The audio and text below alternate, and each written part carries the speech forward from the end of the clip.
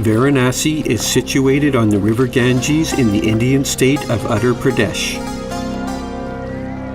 It is regarded as a holy city by Buddhists and Jains.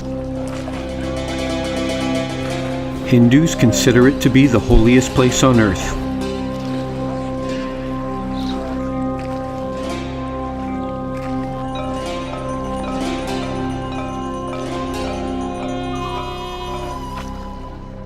It is one of the oldest continually inhabited cities in existence. Any water mixed with even the smallest amount from the Ganges is considered to have healing abilities. Bathing in the river Ganges is a lifelong ambition of the Hindus. We wondered if these people could relate to us, or if perhaps we were somehow invading their space. Did they know that we were fascinated by their activities? People here are generally affectionate, venerative, and serious about the rituals they perform.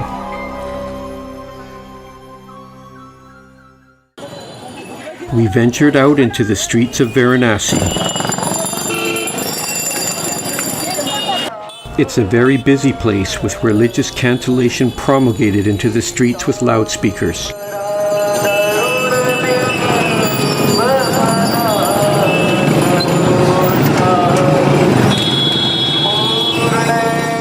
We made our way down to the river Ganges for an evening Aarti festival.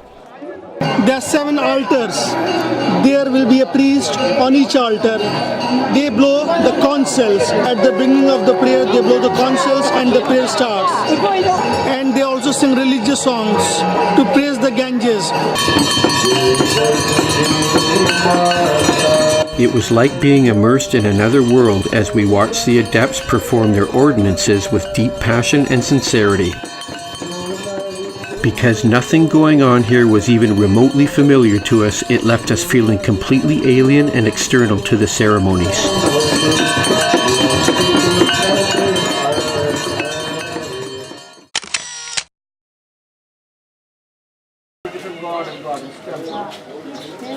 It's an extraordinary place where remarkable spectacles will find you rather than you having to look for them.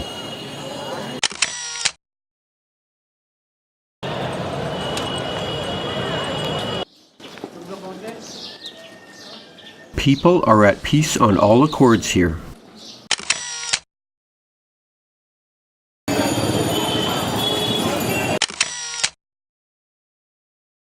Here, Buddha gave his first sermon to his first 5 disciples.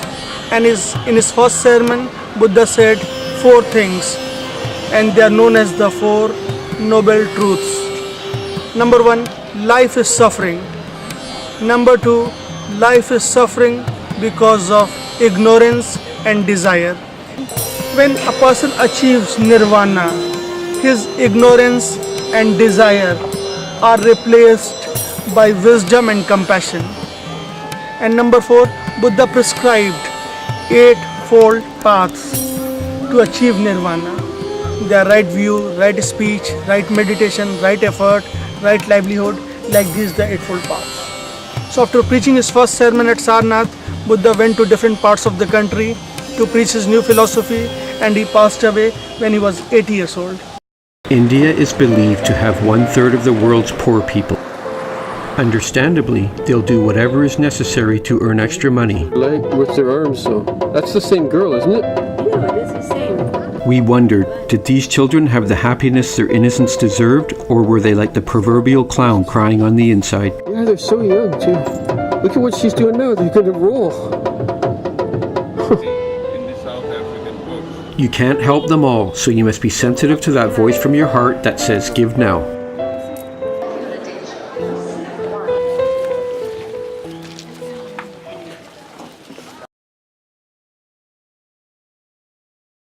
Indian artisanship is phenomenal, as we saw by the works of various craftsmen. That's all inlaid, right? It has not yet been inlaid, they're on the top of the surface. Stones are meticulously inlaid into the marble by hand. The stones, they are the semi-precious. Like the blue, it is the lapis lazuli. Lapis lazuli is the stone from Afghanistan.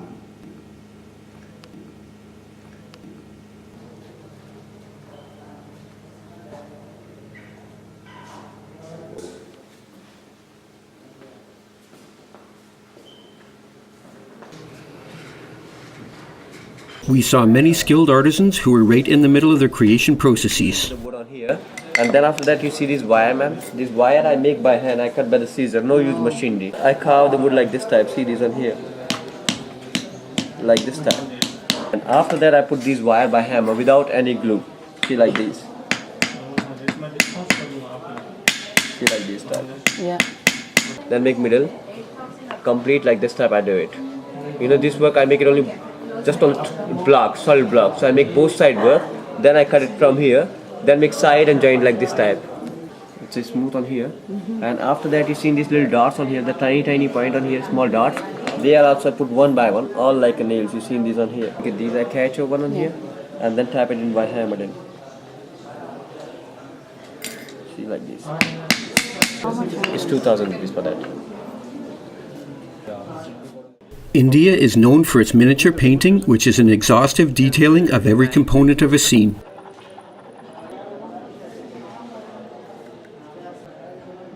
The speed and accuracy of the artist is awesome to watch.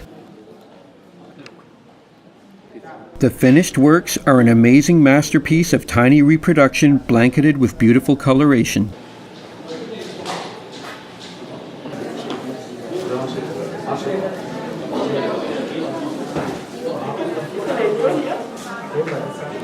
This painting is studded with real gemstones here.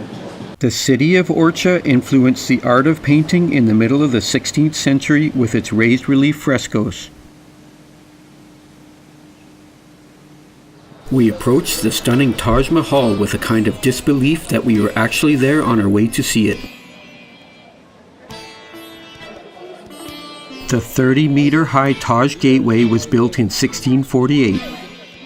It was constructed to prevent any glimpse of the Taj Mahal until inside the structure.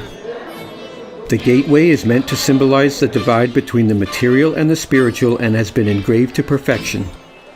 Surrounding this big courtyard, those were called rooms. Like a fantasy image from a vivid dream, this marvel of human achievement graced the landscape. Shah Jahan, the Mughal grandson of Akbar the Great, was grief-stricken when his third wife Mumtaz Mahal died giving childbirth. Following this, he promised he would never remarry and build the richest mausoleum over the grave of his beloved.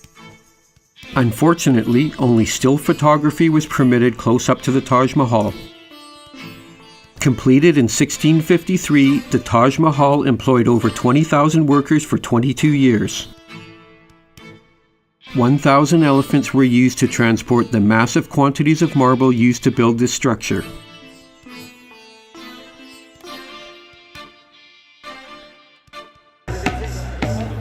The amazing Agra Fort is a 16th century Mughal monument which was built during the reign of Akbar the Great. In the middle of the gate, there is one window. Actually, that was a room for the royal ladies where they could see all the activities. 2.5 kilometers of red sandstone wall encompass the ancient imperial city of the Mughals.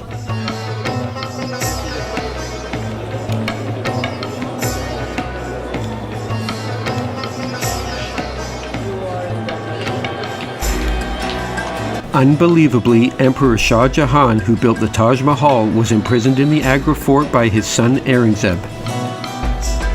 Shah Jahan had a view of his palace from his holding area. This entire area here is a bedroom. The completion of the Agra fort required 1,444,000 workers laboring for 8 years.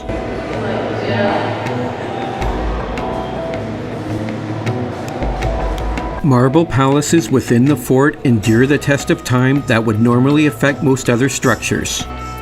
Those rings are indicating they were using curtain and carpet to cover it, not the doors.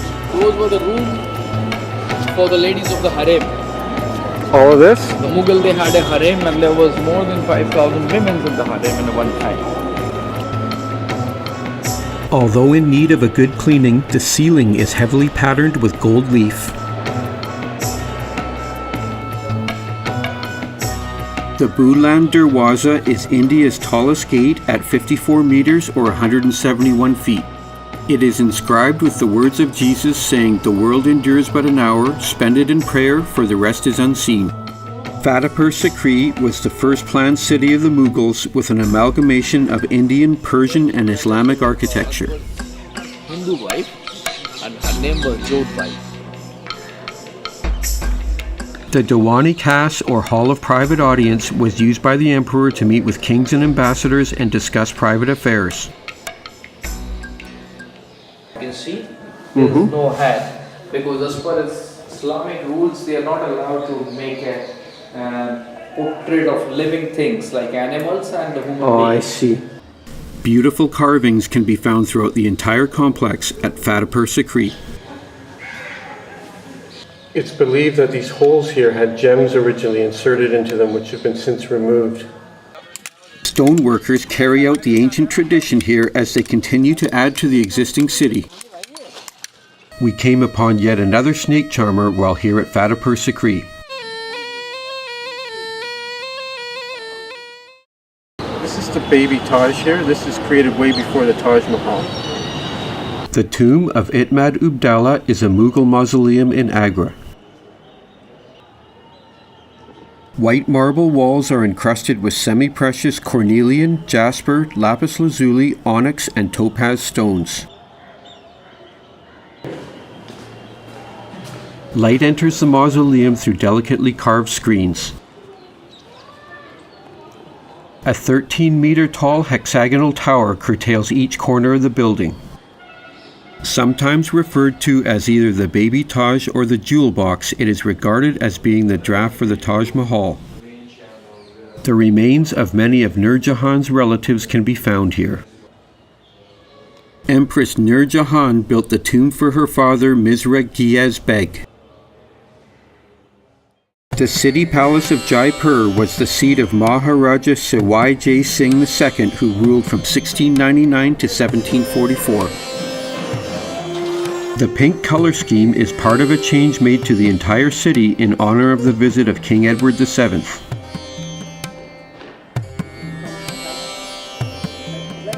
The peacock gate with its colorful motifs on the doorway is meant to represent autumn. The green gate at the palace is meant to be suggestive of spring, as this color is symbolic of plant growth.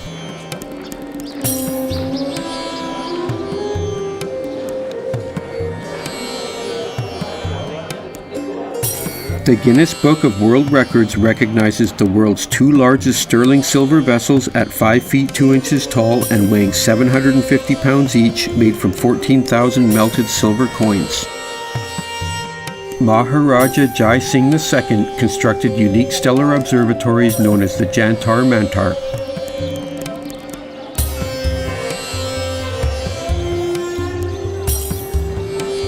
So the ring in the center here casts its shadow. Look right where the position of the sun is. It marks it as the orbit of the sun, exactly where it is in the sky. It was intriguing to read about and understand the function of these 3 centuries-old instruments. The world's largest sundial at 27 meters or 88 feet high towers over the complex. 52. 1152 plus 39. And that's exactly what my watch says right now, 1231. The Hawa Hamal, or Palace of Winds, was constructed to offer virgin women a vantage point to watch activities while being discreet from view at the same time. Women could look out from behind stone-carved screens while remaining hidden.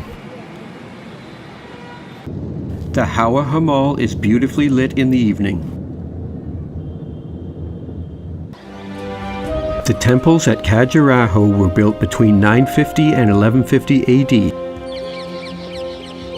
Known for their erotic carvings which adorn only the exterior, this design is believed to warn that these desires are not to be brought inside the temples.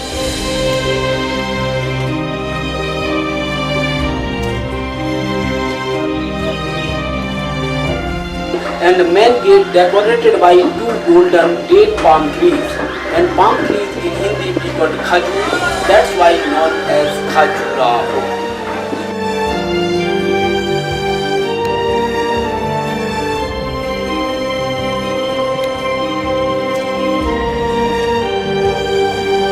See the beautiful design. looks like wood carving in wood, but not wood, sandstone.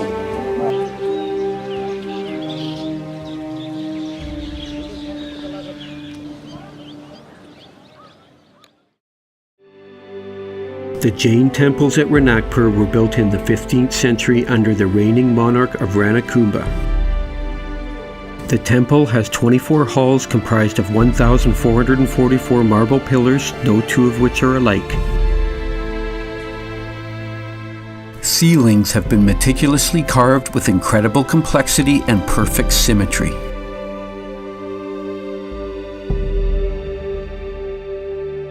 Being in the presence of this lavish stone masonry, one can't help but wonder at the labor of love and driving dedication that must have been needed to make it possible.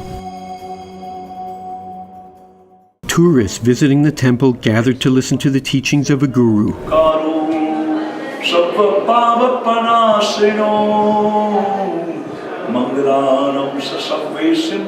I pray for everybody, wishing you good luck, prosperity, long life, may God bless you.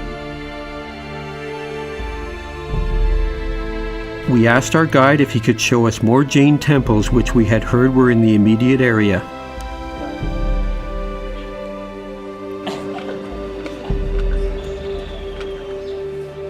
The incredible detail was awesome and astonishing in that it had been hewn into stone with such amazing precision.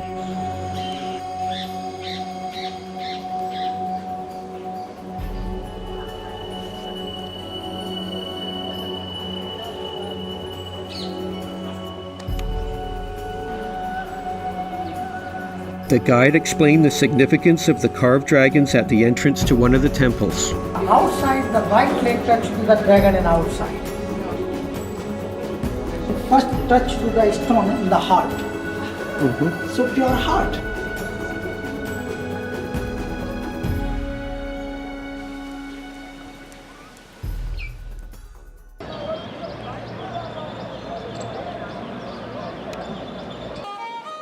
We ascended to Immerse Fort by elephant. This method of transportation makes for a very rocky ride, but tourists must experience this once-in-a-lifetime opportunity.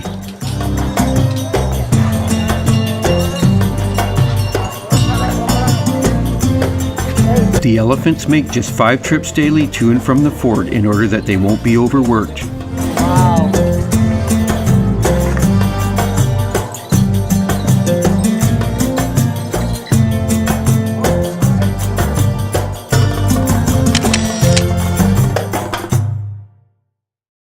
The Immerse Fort is known for its artistic style blending Hindu and Mughal elements.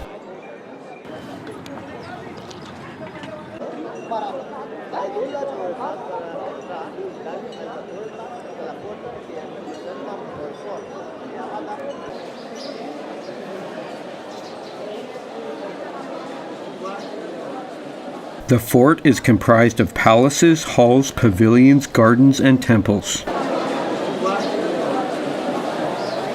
Is it teak wood or? Teak wood. The Sheesh Mahal, which means Palace of Mirrors, is made up of thousands of reflective pieces.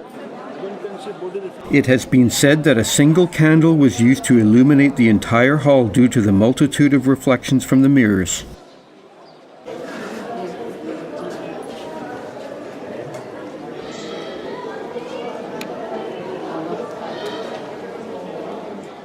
We did not go looking for a single musician in India. Several times they would appear out of nowhere when we least expected them. Often we would be the only ones they were performing for, so we enjoyed these brief but entertaining moments.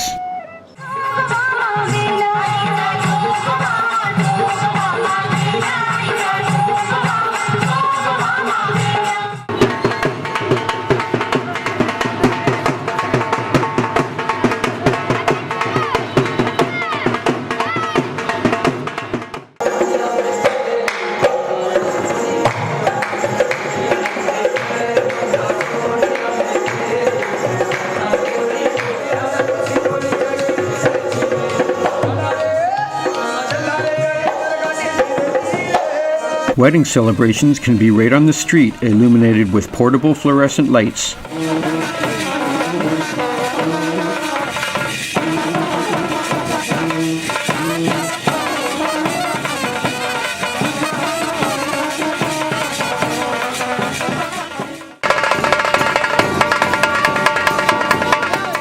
In India, even perfect strangers are asked to join into wedding celebrations.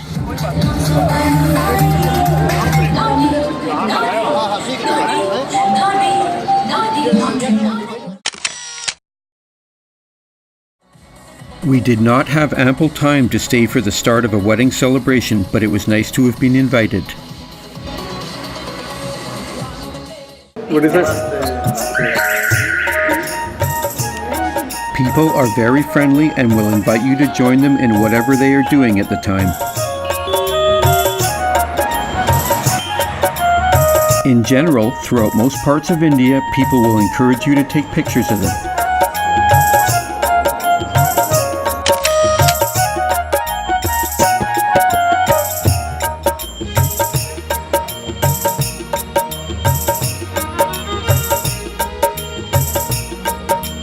Many in India are happy to live without any schedules or rigid structure in their life. Cheers.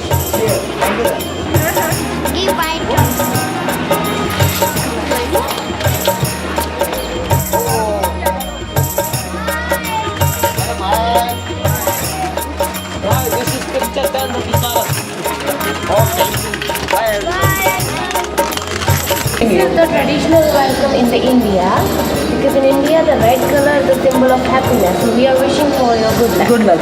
Thank you.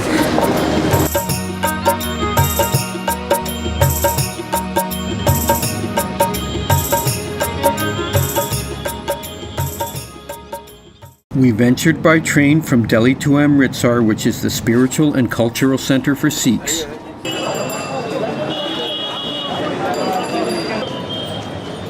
We prepared to go to the Golden Temple by removing our shoes and socks as requested. We have to wash our feet before going into the temple. Sounds of hymns from the Sri Guru Granth Sahib Holy Book emanate throughout the entire complex. A dome of solid gold weighing 100 kilograms sits atop the temple. We lined up to enter the temple, respecting the no photography rule once inside. Yeah, when we just offer it to the priest, he will cut the half it with his holy dagger, and then he return half of it back to you, and half he will take it from you. It's optional. If you want to offer the whole, then you can.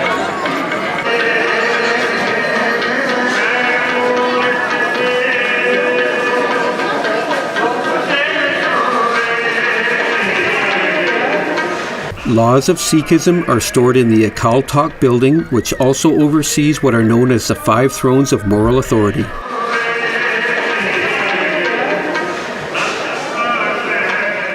Every day, more than 75,000 people eat here, and they all served by volunteers, and the queue system is started by our 4th Guru Ram Das.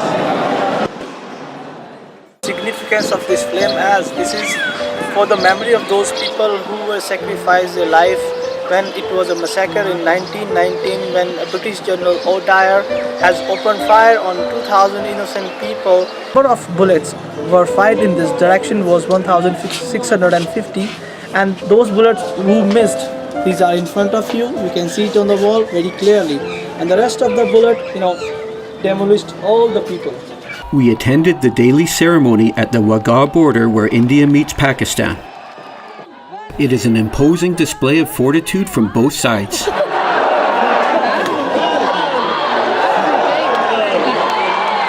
Border guards must be at least 6'5" to take part in the ceremonies. Both sides cheer and encourage with great shouts of patriotism.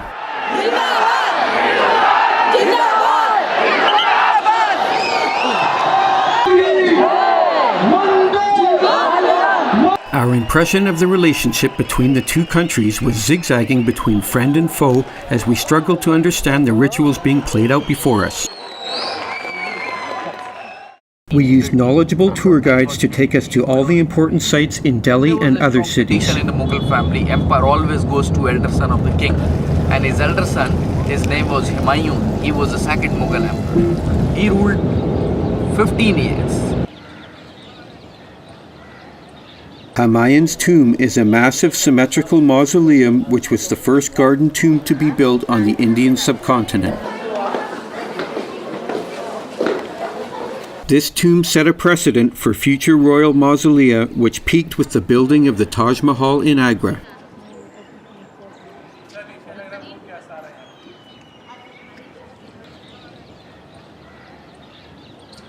Completed in 1571, the dome chamber contains a single cenotaph for Humayun.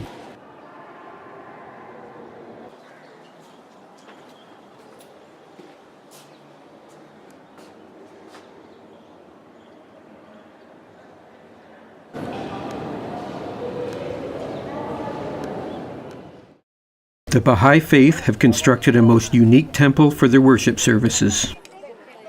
Built in 1986 to resemble a lotus flower, it has been created with 3 levels each consisting of 9 marble-clad petals. The temple has won many architectural awards and has been featured in numerous magazine and newspaper articles. The surface of the Lotus Temple is made from white marble from Panteli Mountain in Greece. The Baha'i Law emphasizes that all religions may gather in this place of worship regardless of denomination. Now this is the India Gate, built by the British in 1919 in memory of 90,000 Indian soldiers who lost their lives in the First World War. The Q-Tab Minar is the world's tallest brick minaret at 72 meters or 238 feet. The first story, other 4 stories were completed by his successor called Iltutmish. Flanged and cylindrical shafts are separated by balconies and have been carved with Quran verses. A double-sized minaret was started, but the chief architect died shortly afterwards. Some Hindu symbols like lotus flower, bells and chains. Bollywood actor and director Devanand wanted to shoot a scene for his movie Tergar Ke Samne inside the Q-Tab Minar, but the cameras of that era could not fit in the tower's narrow passage. A replica tower was used instead for the filming. Completed in 1628, the Jama Masjid was commissioned by Emperor Shah Jahan.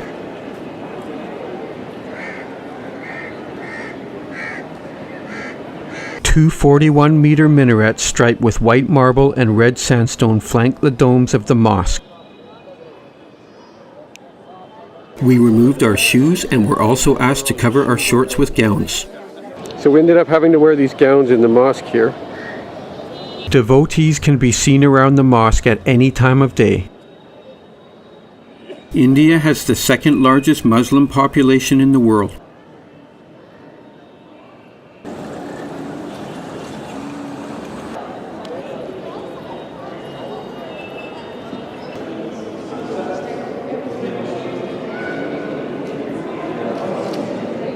Carpets were laid out for 80,000 or more attendees who would arrive later in the day. The markets of Old Delhi are a beehive of activity with a perpetually flowing stream of people, transportation, and goods. Snippets of daily life whizzed past us as our guide pedaled us through the market in a rickshaw.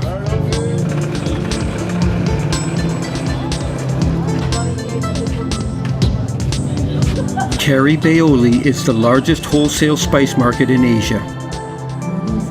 Herbs by the bushel load robbed the air of any scent that was already present.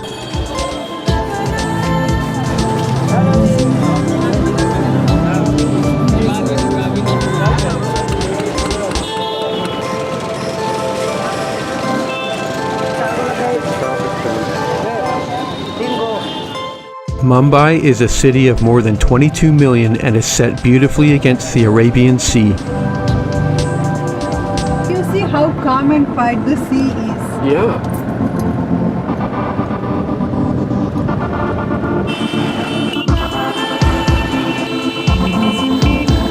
Pedicabs are plentiful in Mumbai but are restricted to only certain areas of the city.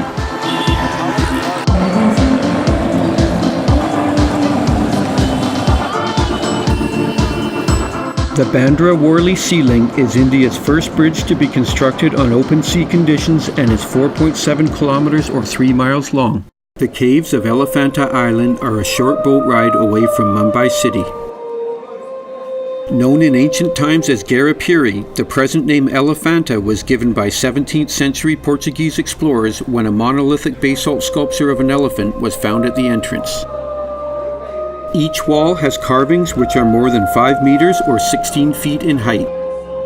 Elephanta caves are of unknown date and attribution. Many items are sold right in street intersections or at the side of the road.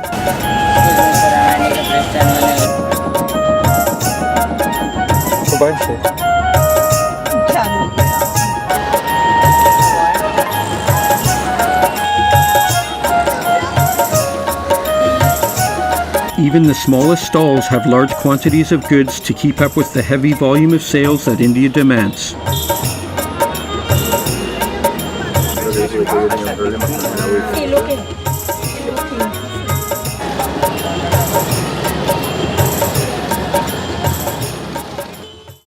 Completed in 1888, the Victoria Terminus Railway Station was built in honor of Queen and Empress Victoria. The station was designed in Victorian Gothic style, having been modelled from a masterpiece watercolour sketch. It has been renamed Chhatrapati Shivaji Terminus, but most refer to it by its original name. We heard ceremonial music emanating from a temple. Most temples in India will openly welcome visitors.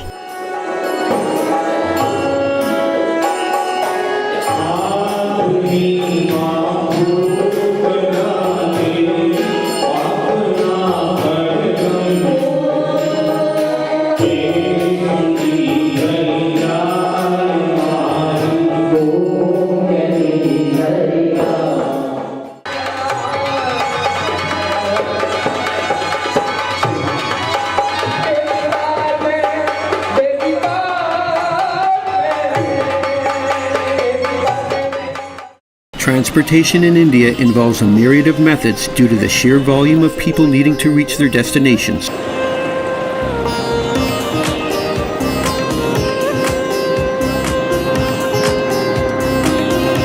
The iconic Fiat Padmini taxis with their externally mounted meters number as many as 70,000 per city. The Ambassador cars by Hindustan Motors are still used for taxis and VIP transport with little change to their 1948 design.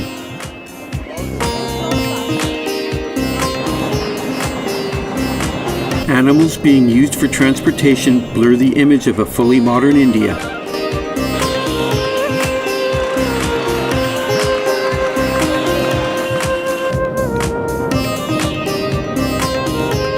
Riding on top of a vehicle or on the back of it is common and acceptable.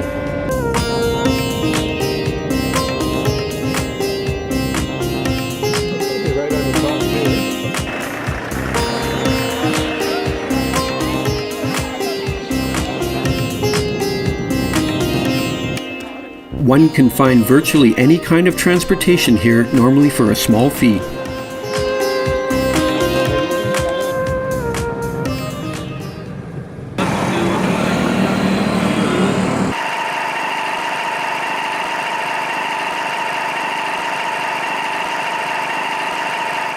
In Ranakpur, there were monkeys lounging around right in the middle of the road, carrying on frivolously and unbothered by people.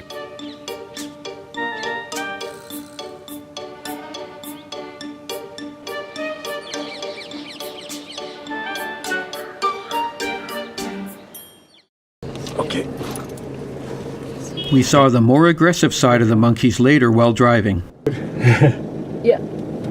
Monkeys waited on concrete abutments and came forward in hopes that we had food to offer them.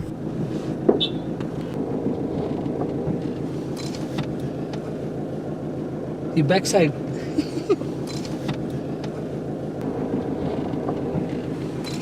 We even saw a monkey steal a bottle of juice, climb up in a tree, throw away the cap and drink it. He knows exactly what he's doing.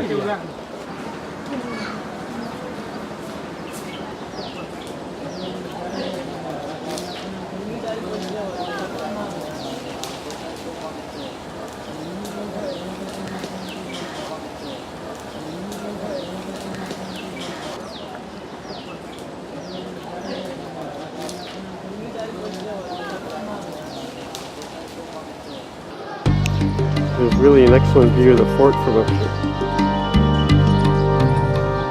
Fort of Rajasthan, which was founded in 1156, 12th century. From 12th century to till 17th century, the fort was known as Jaisalmer. Everybody used to live in here, but after 17th century increasing of population,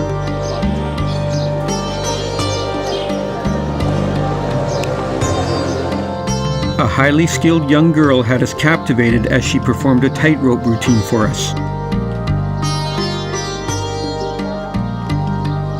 We learned that her parents had taught her this unique skill.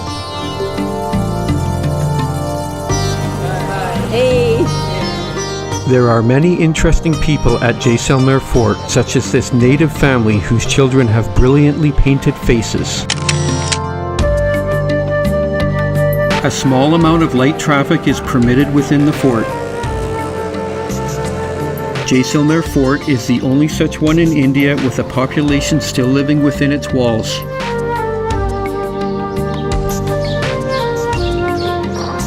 Private mansions of historical significance known as Havelis are found within Jaisalmer Fort. The Jain temples in Jaisalmer Fort are dedicated to Rikhabdevji and Shamhavdevji, the famous Jain hermits known as Tirthankars. On the walls of the temples are found animal and human figures carved in famous Dilwara style. Like all other structures in Jaisalmer, these temples are carved of yellow sandstones. Well, it looks like our ride is here.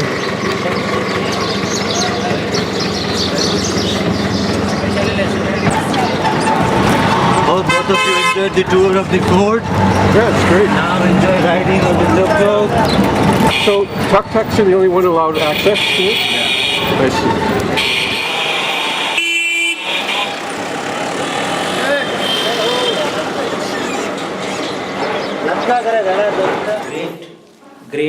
Great grandfather's house. I am in 6th generation. This picture is a person, Nathmal. So this building called the Nathmal Ji Ki Haveli. This is the pure gold. That time they spent 1 kilogram gold. Which family are you, 6th generation? I am 6th generation of the Prime Minister, Nathmal Ji. The Prime Minister of Jaisalmer. We rode into the Thar Desert on camels. It's a good stretch, eh? Yeah, it is. We were happy to be trying something far removed from what we would experience in the Western world.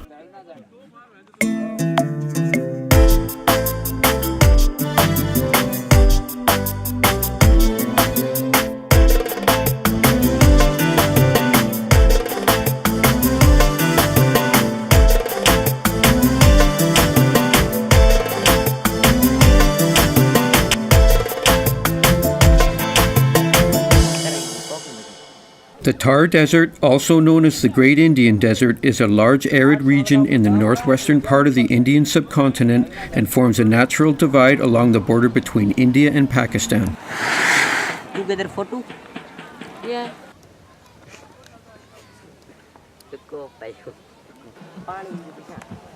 Desert safaris on camels have become increasingly popular in the Thar Desert.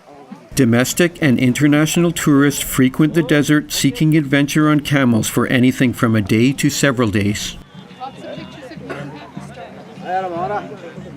This form of tourism provides income to many operators and camel owners in Jaisalmer.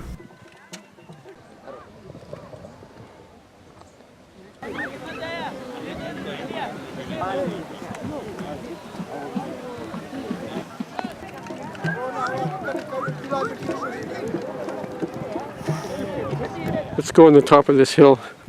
That one there? You want to go up on that one? Yeah.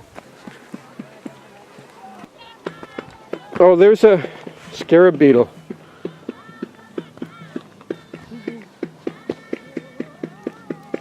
Suddenly, a group of singers assembled and sang traditional Rajasthani music for us.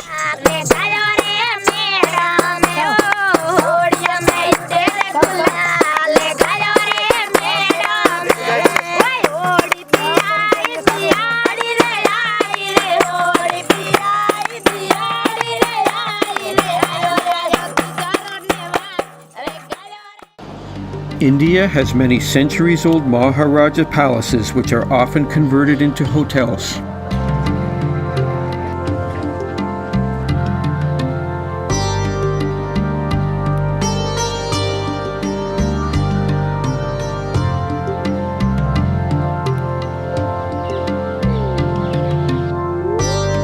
The Fort Rajwada Hotel is a beautiful yellow sandstone building that has been renovated but still contains 450-year-old intricate carvings.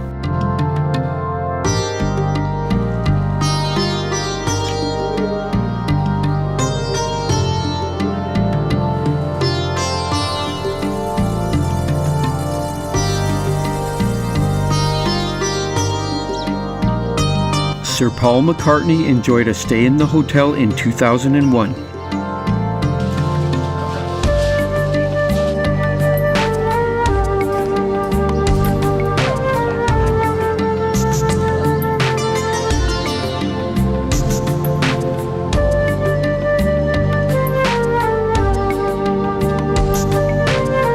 This princely five-star hotel has interior decor created by the renowned opera set designer Stephanie Engela of France.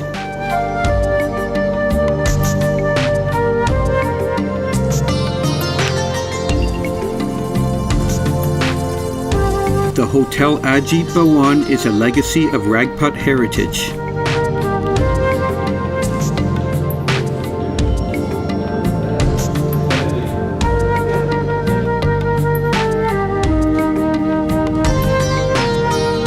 We lounged by the pool in the warm Indian sun, wondering what the scenario would have been like here in centuries past.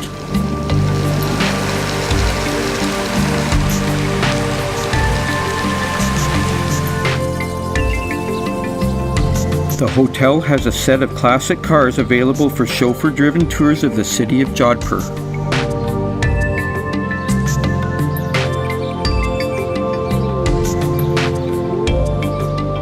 Indian people take pride in their premises and would often leave floral creations in our hotel room.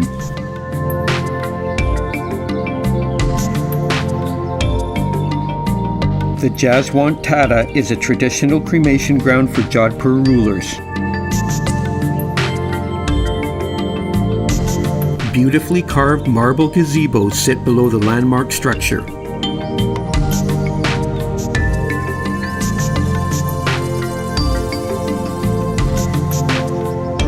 Very thin marble sheets allow sunlight to emit a warm glow off their surfaces. Built in 1899, this cenotaph was constructed in memory of Maharajah Jaswant.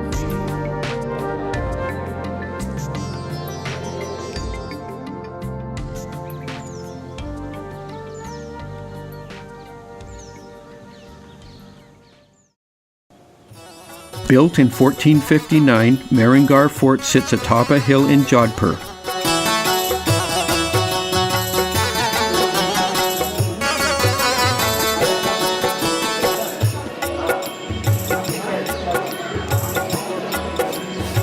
Because of its immense size, it takes hours and hours to explore the fort.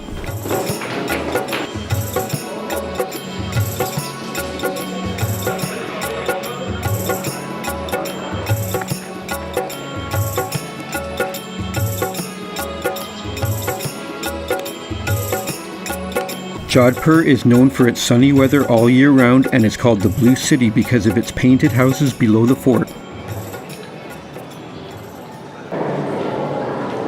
These are made from wood.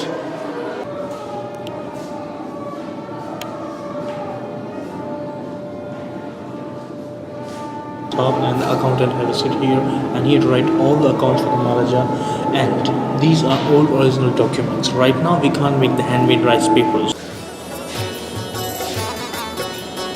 Several royal cradles from centuries past were on display in the Fort Museum. Brilliantly crafted and decorated palace rooms can be found throughout the fort. There were many intricately carved balconies and facades throughout the complex.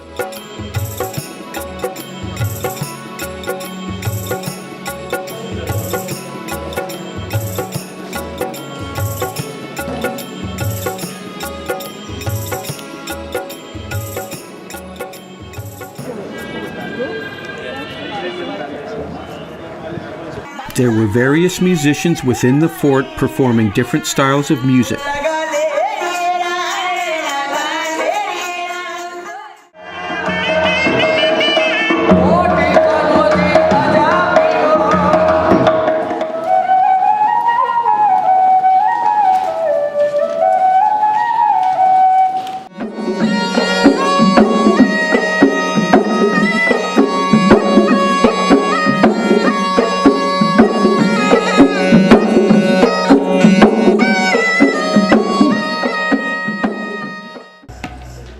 The city palace of Udaipur is considered the largest royal complex in the Rajasthan state.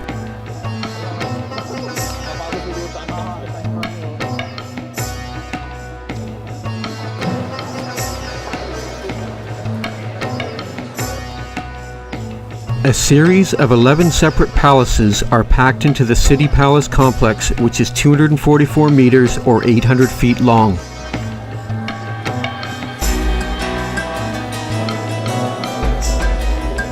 Incredible workmanship can be found in and around the centuries-old palace.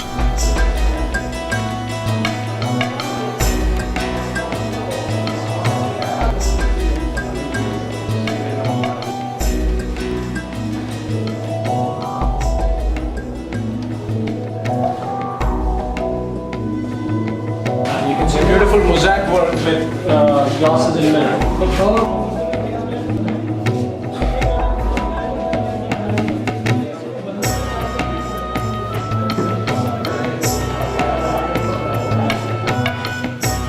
The palaces were built over a long period of time, beginning in 1559.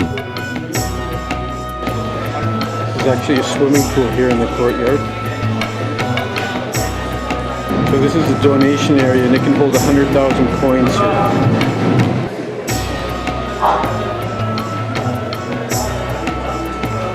This is the foundation stone of the palace here. We saw many centuries-old paintings depicting real-life stories of India.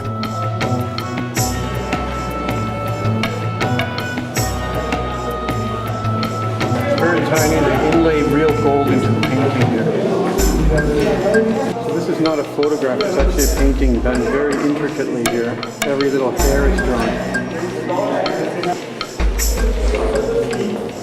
This is the actual island that was in the movie Octopus. The commander of the Mughal army, he ducked his head behind his elephant drive. I see.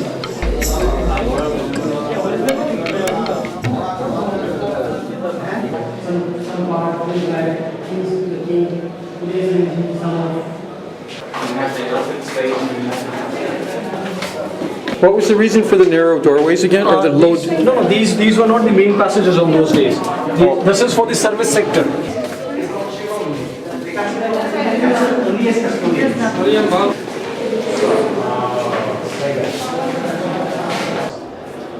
Belgian glass? Yeah, Belgian glasses, and most of the work these glasses done in between 1840 to 1871.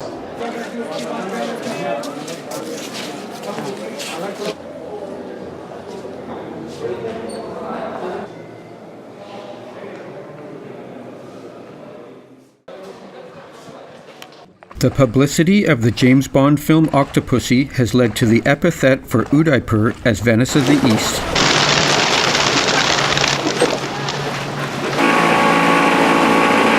The Lake Palace is a luxury hotel of 83 rooms on Lake Pichola, which features white marble walls. Amazing experiences are offered here, such as sailing on a 150-year-old ceremonial barge candlelit with resplendently dressed oarsmen, or heritage walks with royal escorts armed with caviar, pate, and a bottle of bubbly. This hotel has been voted as being the most romantic in all of India. The Jagmandir is a royal palace which has been built on an island of Lake Pichola.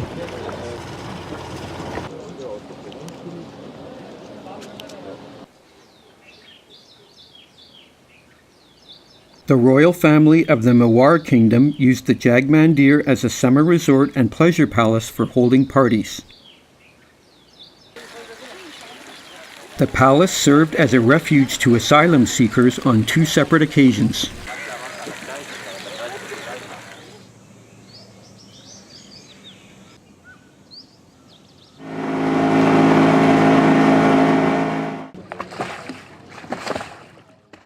The cenotaphs of the Betwa River are empty tombs of past Orcha kings and are often virtually deserted. These structures are literally massive tombstones preserved in time, looking the same as when they were built hundreds of years ago. One cenotaph by the river is unique in design to all of the rest.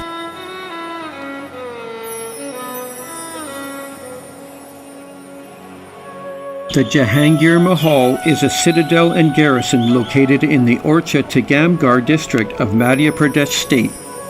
It was completed in 1598 by the victorious Bharath Bhushan after defeating Vir Singh Deo of Bundela, a sworn enemy of the Mughals.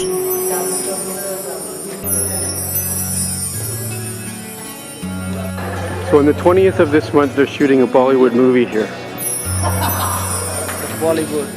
It's the third one expensive wood in India. Beautiful religious murals which have been designed from writings in the epic Ramayana texts are painted on the walls and ceiling. Then on the second number, we're holding an axe. We gazed at the amazing ancient artwork of this long since past dynasty whose paintings were still alive with original coloration. This is an original door here made out of teak, and it's from the 17th century. It's still here, the original door. That's red sandstone? Yeah, but it looks like a wood. Yeah, but it's a stone. This is the red sandstone and this is the white sandstone. The red sandstone they brought from the Rajasthan and the white sandstone this is local from this region. But both they are looking like a wood. And this is the one piece stone. The Jahangir Mahal's high position over the landscape allowed its cannons to gain a greater firing range. Yeah. Those are the memorials just on the bank of the river. Right, that's where we came from earlier. Have you been over there? That's where we parked the car, yeah. That's where the tour guide parked. Orcha was founded in the 15th century by the Bundela chief Rudra Pratap Singh, who became the first king of this region. Brahmins for the first caste. Second gallery they had for the barriers, for landlords, for all. And this third gallery for the Vaisyas who used to do the work like a business and jobs, anything. So this is the original door here with spikes on it to keep elephants out. The door was also made at a curve here on a corner so that they couldn't ram it. They couldn't get speed up to ram it. The Mani Bhavan is a Gujarati-style house in Mumbai where Gandhi lived from 1917 to 1934. The house belonged to Sri Ravashankar Javari, Gandhi's friend and host. Gandhi related books and periodicals within the house number 50,000. So these here are letter copies to Roosevelt and Hitler actually in 1939 and 1942.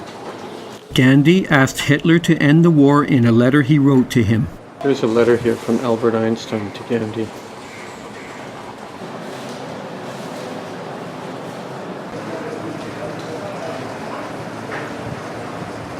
Spinning wheels, which Gandhi used to create his own clothing, still remain in the house.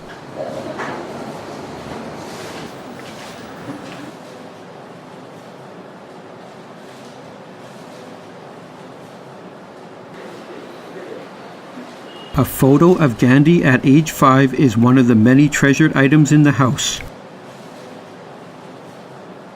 A series of miniature displays outlining Gandhi's life are part of the collection. Guilt-ridden after stealing a small piece of gold, Gandhi confesses this to his father. He would later care for his father when he was ill with a fistula. His mother gave him permission to go to England after vowing not to touch wine, women, or meat. With a first-class ticket in hand, Gandhi is thrown from a train in South Africa after refusing to ride in a lower-class car than his ticket entitled him. Gandhi led 6,000 protesters into Transvaal, South Africa against a court ruling that Indian marriages were not to be recognized by law. He attended the funeral of Bal Gangadhar Tilak, who like him was an advocate of Indian self-rule. He did not want to replace textile workers with machines as it would eliminate their incomes, so he arranged for a burning of foreign cloths in 1921. In 1922, Gandhi pled guilty to charges of inciting rebellion against British Indian rule and was sentenced to 6 years in prison. No Indian king had ever taxed any resources, but the British were taxing salt. When Gandhiji picked up a fistful of salt that rocked the British Empire's base in India. Gandhi met with King George V in London wearing just sandals and a loincloth. In 1932, he commenced a fast to protest British support of a mandate for India's lowest class, the untouchables, to receive their own political representation. The Quit India movement called for non-violent civil disobedience after Gandhi's call for immediate independence of India. Gandhi's wife Kasturba died in 1944 at age 74 from complications arising from pneumonia. He would preach communal harmony among faiths and would later go on to write a book on this topic. On January 30th, 1948, Gandhi was shot at point-blank range by Nathuran Godse. Before being assassinated, he had ominously stated that if he were to die by the bullet of a madman, he must do so smiling. We had previously visited the humble memorial site of Gandhi in Delhi. The Taj Mahal Palace Hotel rises prominently behind the gateway to India, which was built to commemorate the visit of King George V and Queen Mary. Centrally located, it provided easy access to all major sites during our stay. It is undeniably the most famous hotel in the country. Scores of notable people have stayed at the hotel in the past. Many things are done manually in India or using alternate methods such as this bovine-powered water pumping system.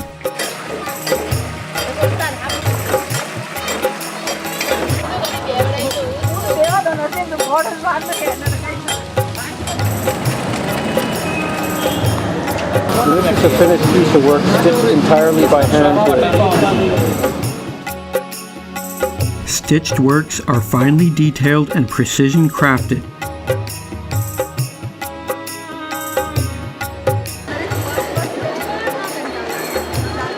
So these are known as adobe gats here. This is where people do their laundry by hand. We were shown the art of carpet making and wheel pottery roadside during our travels.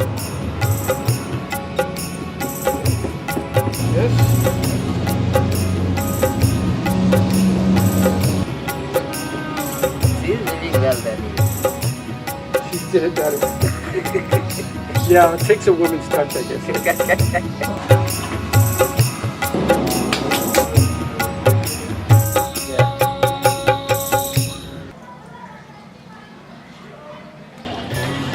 Beautiful.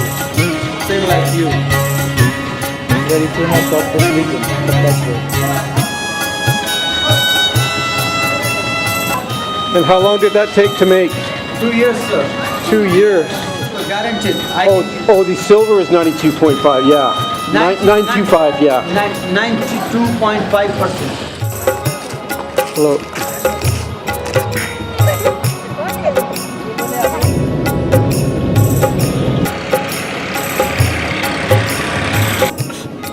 They're just having a party. They pretty much have free reign in this country. The 34 caves of Ellora are a mixture of Buddhist, Hindu, and Jain styles.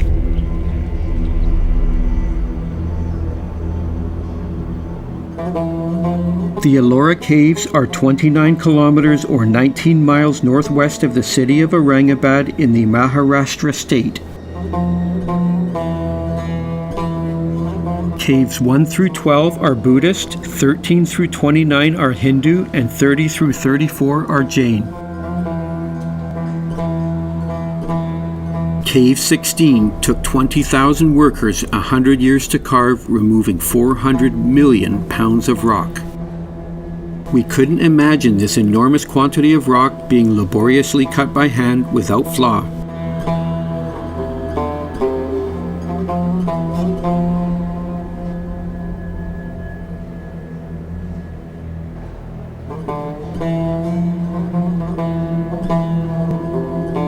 This cave was designed to recall the Tibetan Mount Kailash and was originally blanketed in white plaster to represent snow.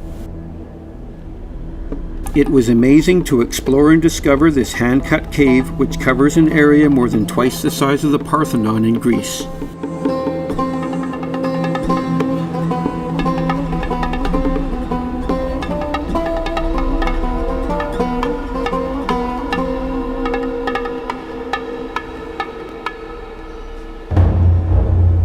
The carvings were gigantic, and we looked on in awe at dozens of them.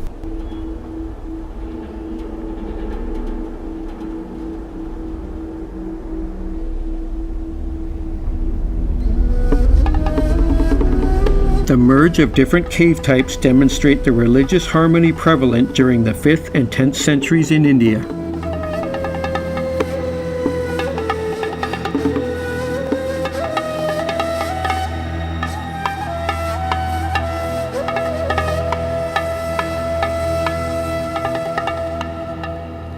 These caves represent the epitome of Indian rock-cut architecture.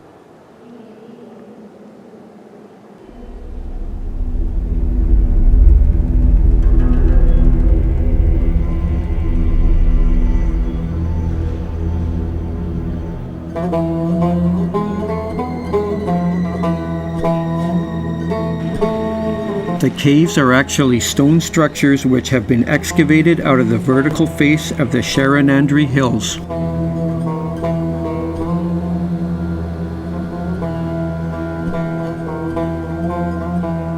Exploring the caves is an almost exhausting process with seemingly endless passages of discovery.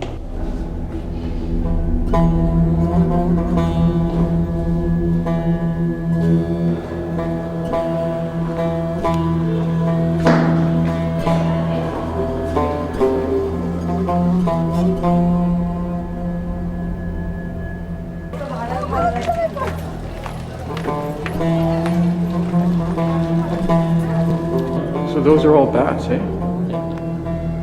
See if I can zoom in on them. Should I keep the light on? Okay.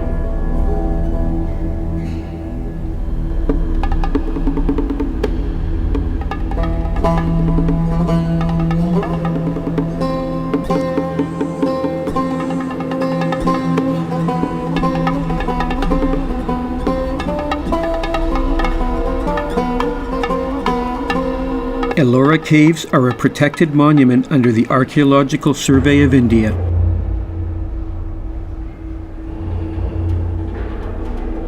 So this monastery is 110 feet long and 55 feet wide, cut completely out of rock by hand.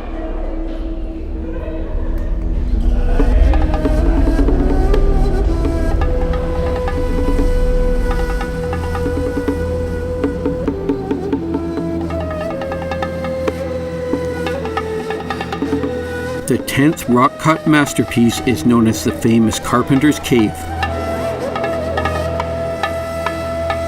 The ceiling of Cave 10 has been carved to give the impression of wooden beams.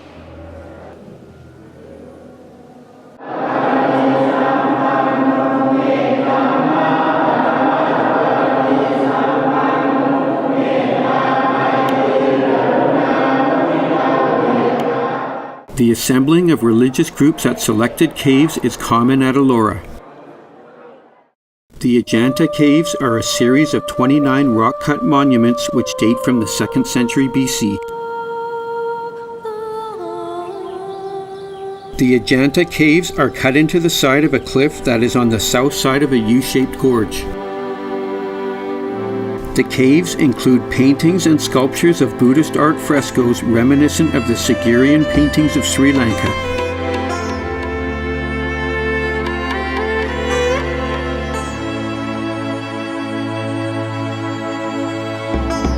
This area was covered by heavy jungle but was accidentally discovered in 1819 by an officer on a hunting trip.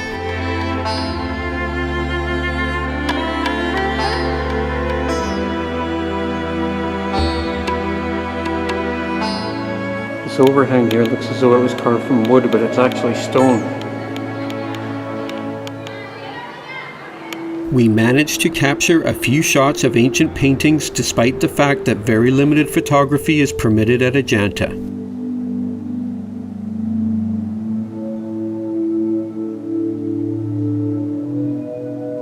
A modern pathway runs across the cliff, but the caves were originally accessed by stairs or ladders from the river below.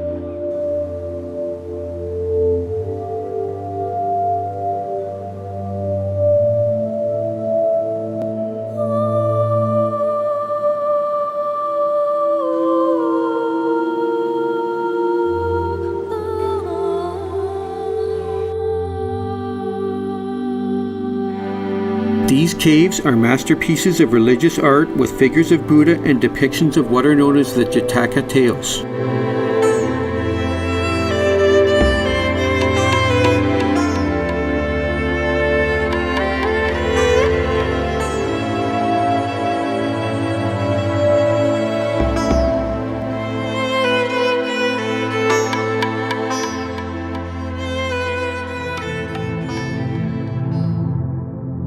We reflected on all that we had experienced in India and were in awe of the entire trip.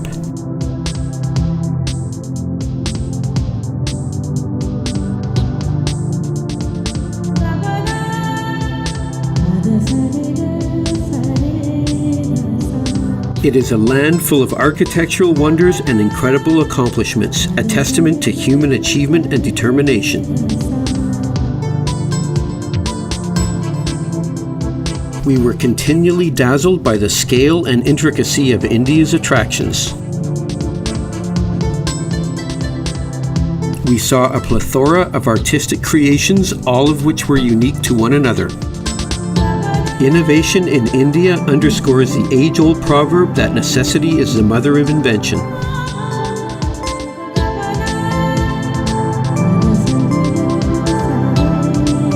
People love to perform here and are happy to entertain tourists or each other.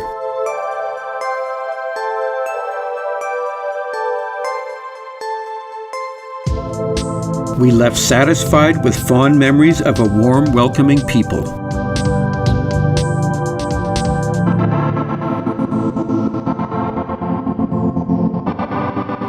There was a constant flow of intrigue with surprises at every turn.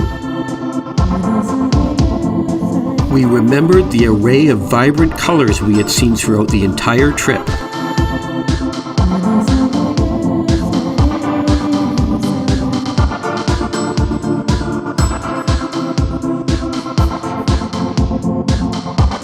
One must let India's charm infuse them to feel the heartbeat of this nation. It is a culturally rich, exotic land which needs to be explored to discover its true splendor.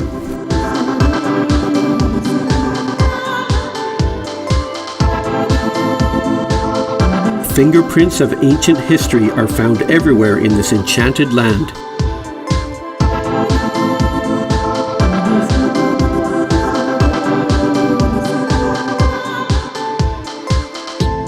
Once India has been experienced, it is hard to leave untouched by its grandeur.